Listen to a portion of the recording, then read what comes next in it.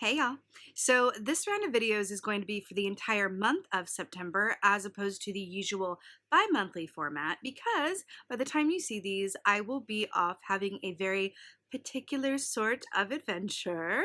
If you want to hear a little bit more about what that could possibly be, I will be posting a This Is Me update, which is my series about my own personal lifetimes and shenanigans. The title of that video will be This Is Me, Bon Voyage. So take a look if you are curious. And then for October, we'll be back to the bi-monthly format. And you'll also have your couple month ahead, Mabon and Samhain for September, October ahead videos coming at you as well in September. So enjoy. Hey Aries, how y'all doing? Welcome. We're going to be taking a look at your September general reading here. So in your meditation, really rich, full of symbols, a little bit freaky, but you know, we can roll with it. I saw the image of a tortoise. And I heard the song Tale as Old as Time from Beauty and the Beast. And I saw it sauntering along. I saw it get on a little, like, raft boat and float down a river. And all of these different creatures were kind of waving it off, like down the river. It felt like kind of like a funeral pyre, but like moving down the river. And then I saw it like docking and landing. And all the while I'm hearing Tale as Old as Time. And I see the tortoise, very slow, very ancient energy, right? Getting off of this raft and then walking through a field and all of these strobe light effects, and suddenly the scenery changes and I feel like I'm at like this huge mega concert, right? All these strobe lights going on, and then I saw the tortoise kind of get up onto stage and transform into this, like, I told you it was a little freaky, but it's kind of cool as well. Transform into what would be like a humanized version of a tortoise, and like a sexy, um like a night lounge concert, sort of like sparkly dress, like singing Tale as Old as Time, but like a little bit more like a lounge style, like Tale as Old as, like that. And then really like feeling themselves and just having the full attention of their adoring audience. And then I saw the image of this like lounge singer tortoise lady turn into Kali, the great destroyer, who's a Hindu goddess, and she is such a strong energy. And I saw her sort of rip open a piece of like the time, like she it was like she made a rip in time, stepped through, and then I saw this sort of black vortex of power, and I saw this other image of Kali, where she's got like black skin and her tongue's hanging out of her mouth, and by like I mean like crow skin, like black as a crow, holding the head of her, those she had defeated in battle. And I heard the words like, I've got it. And that was the meditation, like one of the more wacky ones I've had, which is really saying something. But it's really interesting because I feel like with the tortoise and the tale as old as time and then morphing into this, I really feel like you are moving into a place that is surprising in some way. Surprising, unexpected, a little bit exciting, maybe a little bit dangerous, but in like an exciting danger way. You know what? It feels like the equivalent. I'm seeing kind of an old trope where it's like, the teenage guy pulls up on his, Harley Davidson or his motorcycle in the black leather jacket, and he's kind of like the, cliche like bad boy. And then, the teenage daughter, from that, the uppity well-to-do family who would never allow their daughter to be with a boy like that from the wrong side of the tracks. And he's got a cigarette hanging out of his mouth, and he's got a skull on the back of his leather jacket and the Reaper symbol. And then she's like, run. It's like Danny and Sandy from Grease kind of thing. So she's running out the back and with her little like pink sweater on, and the family's just mortified, but she's like secretly loving it. It's that feeling. Beauty and the Beast. Right. Sometimes it just comes together in real time.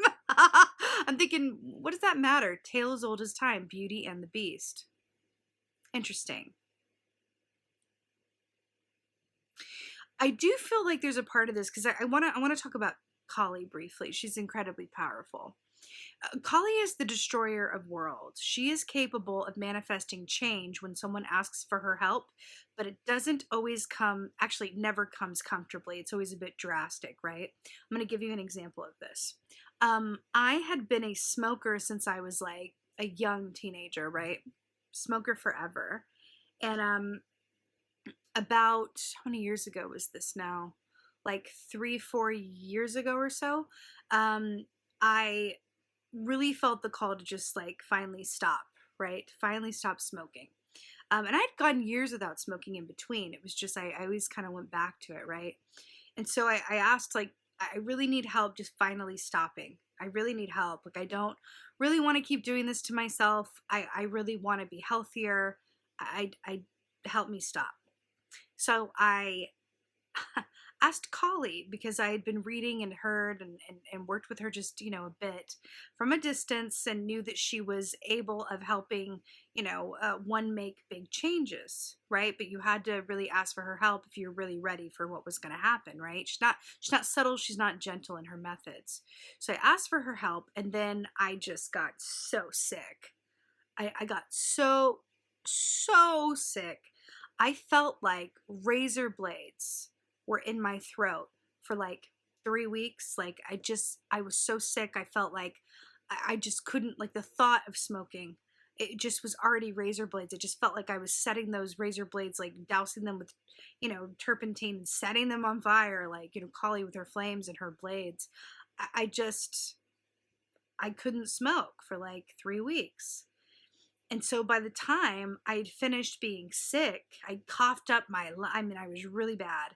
At the end of that 3 weeks, I had gotten to the point where I was like, oh my God, I don't feel the need for a cigarette anymore. The thought makes me just feel really bad because I think about how sore my throat was. I wouldn't do anything to risk even going anywhere near back. So I'm not, I think I'm done. I think I'm done. I think I might be done.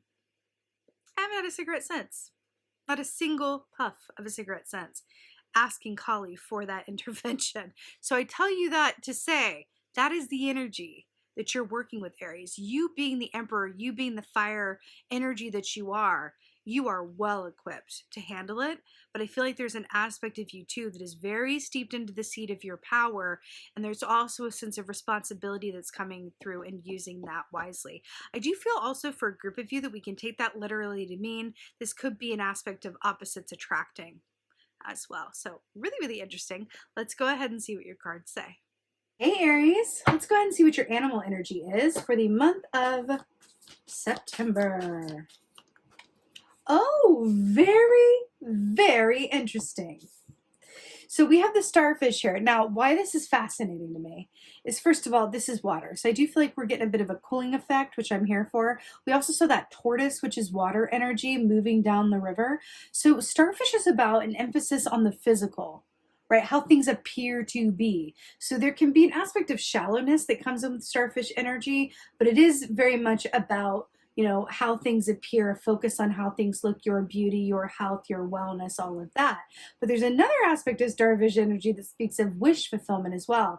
It also equates to lover's energy in the tarot, which speaks about love-based choices and making choices out of love and not fear, seeing more than one side of something, and really embracing duality as it exists to help you be a more well-rounded individual.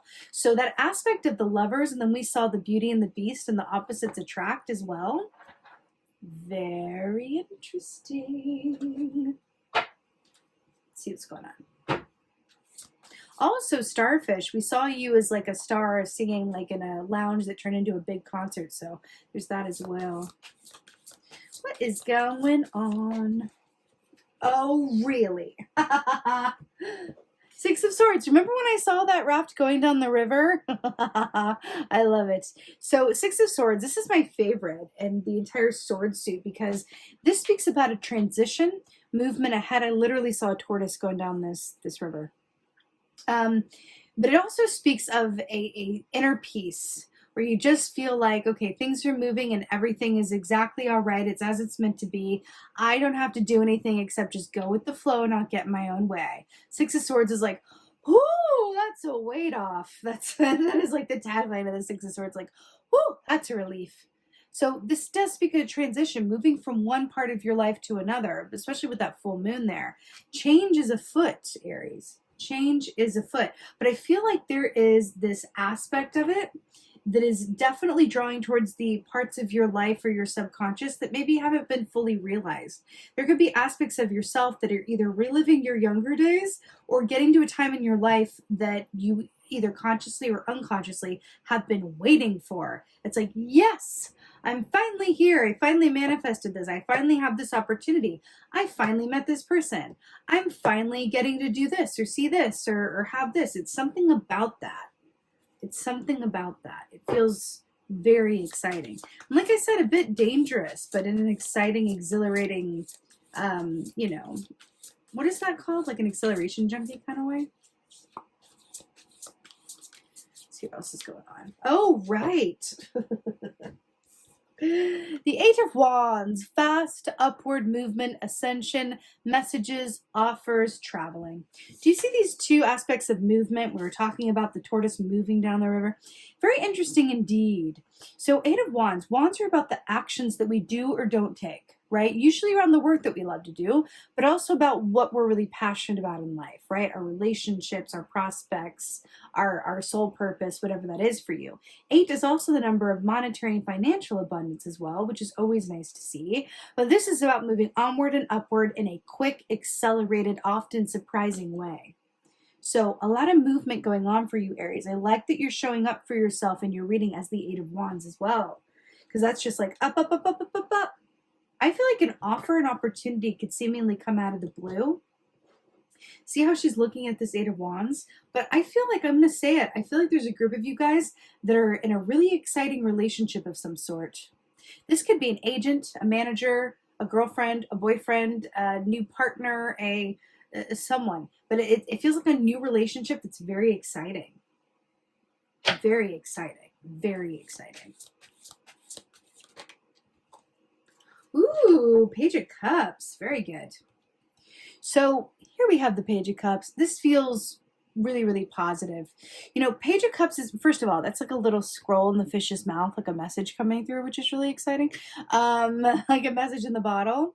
But Page of Cups is really about enjoying your experience from a place of childhood wonder and being in the present moment, right? This is about sweet new beginnings. This is about children, fertility, new starts, feeling like you have, you know, a unlimited emotional expanse and potential around things, right? It just feels really sweet. It feels like you are loving and living life like you've never been hurt before. And it feels like this might represent the light at the end of a very long tunnel, or a rebirth after a time of a lot of trials and tribulations. Because this 8 of Wands as well, we're talking about, for those of you who this is not, you know, talking about a specific relationship coming in, I feel like this is an aspect of a refurbished relationship with yourself, where you're able to literally see the forest through the trees, and because you see these like trees here with no leaves, and they're on the other side here. And then we have the grass at the bottom, the ocean. I feel like you were literally moving into a new place and almost being reintroduced to yourself, or an aspect of you that you have not seen or been acquainted with since childhood. And when I think about Beauty and the Beast as well, that's Disney, right? That's like a Disney movie, a Disney story, usually for children. I also feel like another aspect of this as well, and I'm kind of getting this from the tortoise and turning into Kali, is I'm getting Dr. Jekyll and Mr. Hyde. And because especially with the Gemini energy as well, they are known to have more than one personality. I can speak with great authority on that. My partner is a Gemini. And there's this aspect of like, they do have such different defined aspects of themselves that can coexist in the same space. To an outsider might seem like, how? And which one is real and which one do I expect? But really they're both real. And they both are equal expressions of the two sides of the same coin. It's just like that mask that appears this way, like happy, and then it turns around and it's sad. It's like that old trope. But I do feel like this is very much about, because we're talking about, you know, Beauty and the Beast, Dr. Jekyll, Mr. Hyde. I do feel like there's an aspect of yourself that you either haven't seen in a long time, that hasn't been given a full expression, that because there's something in your material world or in your circumstances or in your state of mind that is shifting, it's able to bring that back up for you, and you're able to embrace life or this aspect of yourself or something that you love to do in a new way. And it feels incredibly positive. It feels so, so positive. It's like, woo, I finally get to do this. It's kind of like the equivalent of like, you know, living a very responsible life and doing everything that you're quote supposed to do. And now you have the freedom and time and opportunity seemingly out of nowhere or suddenly where you're like, oh my gosh, that's taken care of. Okay. Now I can go be like, you know, I don't know, a spoken word artist, like wearing like a tortoise costume, like under strobes, and that's my real life. You know what I mean? It's really speaking to those wild aspects of yourself that want to come into fuller definition or expression, right? Really interesting. Let's get some advice. Oh, interesting. So your advice is the Four of Pentacles or the squirrel. So here's what's really interesting about this. We were just talking about things being settled and taken care of in a way so that you have time for other things. You know, the Four of Pentacles is very much about assured material success and trust that everything is going to be moving along when it's time. But at the given moment, it's really time to just be where you are and not move forward, not move, you know, backwards. It's really just about being prepared, right? Having all your resources available to you, know where everything is, right? Have a plan, but it's not time to move. It's time to just be where you are, right? Another aspect of this can be like, you know, hurry up and wait, or just, you know, take some time from where you are to just be, right? You know, squirrel medicine as well is about preparedness, planning for the future, and squirreling things away for a later date. So I like that this is coming through for you as well, because there's something about this that's speaking to me of misdirection. So there's a magician device where magicians are performing magicians on stage, which is funny because I saw that image of the tortoise then change into collie. There's this idea of misdirection where it's like, hey, look over here, and they divert the audience's attention to something that has nothing to do with the trick, I guess, that they're performing over here. So they want the audience to look here, so everyone's looking here, but when the trick is happening here, and then they reveal it as the magic, right? That's a magician's sense of misdirection. And I feel like that's going on in your reading, darlings, for September. I feel like there's something about the universe, your guide, something that's stepping in here from an energetic standpoint and giving you a sense of misdirection, so that you're able to focus on all of these exciting things, this danger, this living this wild side of yourself, this, you know, reconnecting with parts of your youth that were lost or something that you used to love to do as a kid, and rekindling a love for it, or whatever this is, right? But it's this sense of misdirection. That's where I feel like the Four of Pentacles is coming in, because you're wanting to focus over here, and then when it's time, you're going to see what's really going on and coming up for you, and you're going to be well prepared, not just physically and in your environment, but because in the squirrel energy, but also because you had some time to look over there, like look somewhere else. If anyone gets that Jade Essence Hall reference, please let me know in the comments. That's a bit obscure, but anyway. There's that aspect of it that's like, look over here, really tap into what you used to love to do, tap into the parts of you that haven't had room for expression, you know, play the drums again, write poetry again, do whatever it is you used to love to do again, go see someone you haven't seen in a while, whatever that is, right? And there's going to be a lot going on in your environment. And then it's like when the time comes, it's like, okay, now are you ready for this? And then something else presents itself into your reality that's like, oh, okay, I feel more prepared for this significant shift or change or opportunity, right? Or moment, because I took some time to be misdirected and just live a little bit more wildly, right? But Kali is coming in and shifting things for you. And it's interesting. I think the reveal is going to come after the fact, interestingly enough. And it's misdirection. There is this like aspect of secrecy to it too, which is kind of, it's interesting.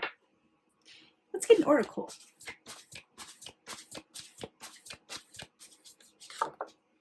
Did I not just say that there was an element of secrecy to this? And then we have discernment, speak no evil, see no evil, hear no evil. We have the compass and all the signs of the zodiac in the world. It's really, really interesting. Bunch of crows up here. Anyway. Discernment. I feel like this is really interesting because I feel like this is part of the reason this is going on for you, about this misdirection point of it. I feel like part of Kali's presence here is not just to shift things around for you, but also to highlight some aspects of yourself that could use some attention, right? I do feel like the choices that you've made in the past are going to be coming up for you a lot. Like, we are our choices, right? But I feel like that's going to be coming to the forefront during this time. It's like, oh, I made that choice and now this is happening. Oh, I made that connection and now they're coming and offering me this here with this Eight of Wands. Or, hey, whatever this is, right? I just heard open mic night. It's kind of like taking a chance on yourself and stepping into something new. But this aspect of discernment, I do feel like you are being called and asked to really consider how you've spent your time and how much you've been enjoying your life. If you measured your life by the metrics of how much enjoyment am I experiencing, I feel like that's going to be very revealing for you. But it feels like the Emperor's Day Off. That's what this feels like, because you guys are the Emperor, right? And you guys are all about, you know, traditionally anyway, or archetypes wise, you're all about like making decisions, taking care of business, the patriarchy, making sure everyone has what they need, coming from a place of authority and responsibility. This feels like the Emperor's Day Off, honey. And I feel like what's coming on the other side of this, you're going to be really glad that there were all these other things happening while this other thing was preparing for you. Now, what do I mean by this? I'm just going to give you an example, okay? As an example, it's like a Rumspringa. It's an Amish tradition where it's like, okay, this time is for you to just follow your whimsies, right? You do you. You follow your passions. You stay up late. You wake up late, or you go to bed early and wake up. Whatever it is for you, whatever excites you, you do that open mic night. You go start that t-shirt business. You go and drive 200 miles to eat the world's best, you know, veggie burger or whatever it is. It just popped into my head. Like, whatever it is. Like, you're literally going on the show Diners, Drive-Ins, and Dives on the Food Network and literally doing like a road trip of all the best restaurants on that show. Like, something like that. It's a little bit kooks, but just like, yes, I'm going for it. Or whatever that equivalent is to you, right?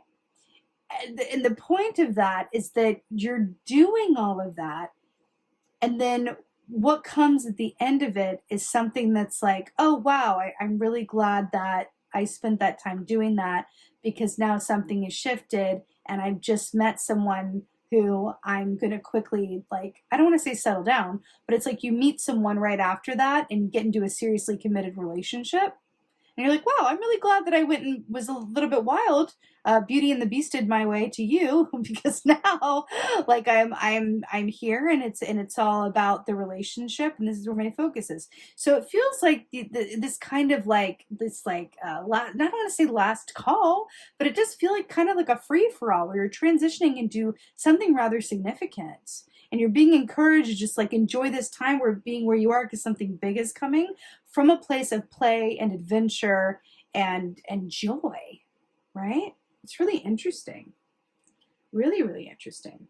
And I feel like at the end of it, you're going to be in a place where your discernment is really, really aligned, because you took some time off with the Emperor's Day Off, right? To really enjoy yourself and to really recenter and ground with who you are and where you are. Recharge, refuel, have some fun. And that feels really, really beautiful, Aries. Points for one of the more unique meditations I've ever had as well. But that being said, I'm sending you so many blessings for September, Aries. I so hope that this helps and resonates. If so, please let me know in the comments below. I love, love, love to read your comments. If you're interested in what I'm doing in my life and time shenanigans and why this is a monthly reading, please check out my This Is Me Bon Voyage video I will have posted. And with that being said, just thank you so, so much for being here. And as always, and most of all, thank you for being you. And be well. Until next time.